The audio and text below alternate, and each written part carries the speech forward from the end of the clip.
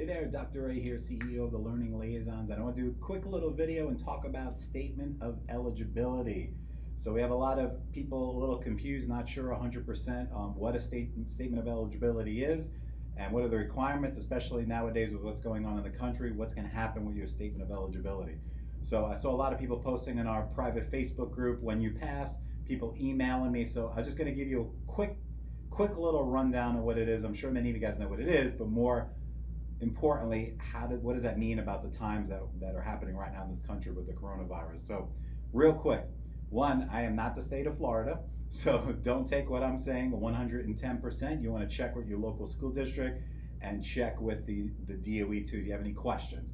I'm just going by what's told to me from school districts and professionals in the field, as well as what's on the Department of Education website. But as you know, things do change. So check the date of this video and make sure that you are following along with that timeline. So real quick, when someone wants to become a teacher, they have to apply with the state of Florida for what they call a Statement of Eligibility.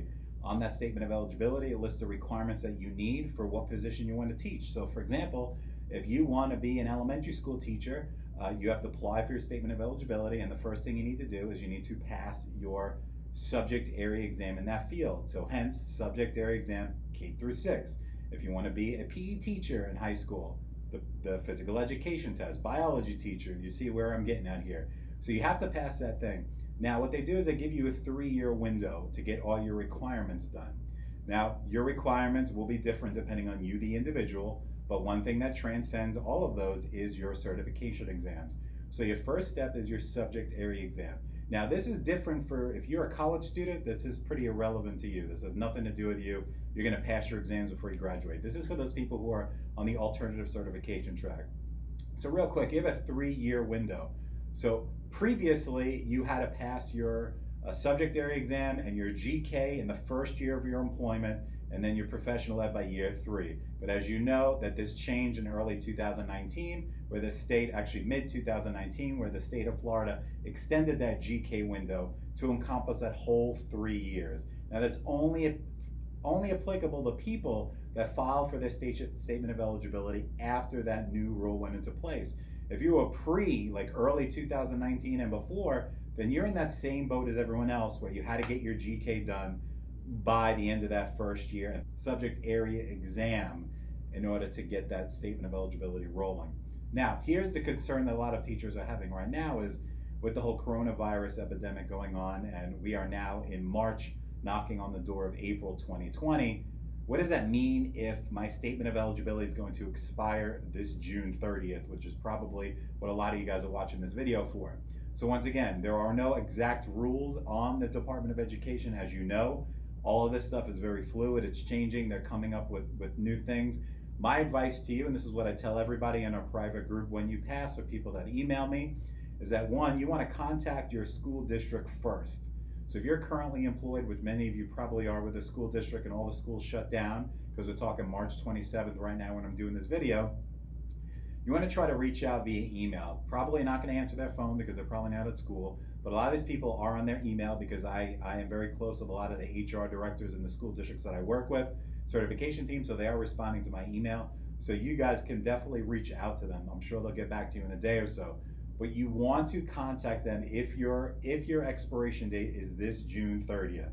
Now, typically how it works is if you don't have your exams passed by June 30th, then you're gonna get terminated and you won't be able to teach. They're gonna remove it and you're gonna lose your job. However, with what's going on in the nation right now, I'm pretty sure, 99.9% positive, that the Florida DOE is going to make certain one-on-one extensions for teachers.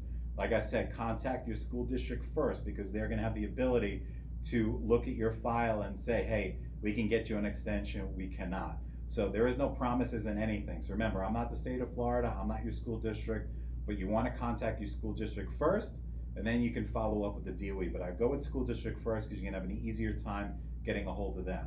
So just a quick recap, if your date is this June 30th, or any time before, and you're freaking out because of what's going on and schools closed and testing centers are closed, reach out your district. I'd be very surprised if there was no extensions granted due to the circumstances and everything else in the nation, everything being extended out and opportunities for people. So Don't flip out, relax, you're not alone. There are thousands of teachers just like you in the same position, but we'll get it over with, we'll get it fixed, and you guys will be on your way towards getting your certificate.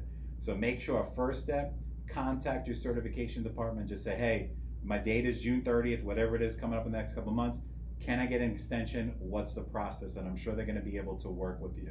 So if you have any other questions about that, I can't answer questions about your specific situation because I don't have your files, but if you have any general questions about that, you could always give me a call, 407-797-1499, or shoot me an email, and I put my email and contact information below this video as well. So my email is the letter J, my last name, AMPEL, @thelearningliaisons.com. So just remember, June 30th, is that your deadline coming up in the next couple months?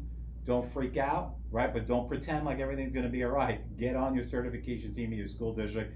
Do what you need to do. Worry about your file and your certification. So don't listen to all the noise and a lot of different people saying different things out there. So if you have any questions or need any clarification, you can always reach out to me. Once again, always remember, it's when you pass, not if you pass, and we're all in this together and we're all to help each other. So I'm Dr. A, CEO of the Learning Liaisons, and I'll talk to you soon. When you pass, not if you pass.